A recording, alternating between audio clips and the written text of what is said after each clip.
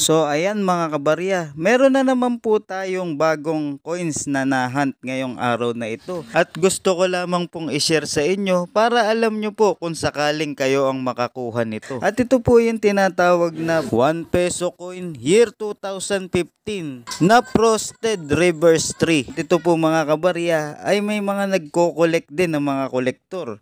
At may presyo din po ito, depende po sa kanilang pangangailangan. Yung mga ganitong frosted coin na parang nagyayelo. Ayan, at talaga namang collectibles ito mga kabarya. At kitang kita nyo naman mga kabarya na talaga namang napakaganda nitong aking nahunt na coins ngayong araw na ito. At ito po ay napakagandang koleksyon. At may mga pailan-ilan na kolektor na nagko-collect nito at handa po silang bilhin sa presyong gusto nila. Depende po sa kanilang pangangailangan. Maraming salamat po.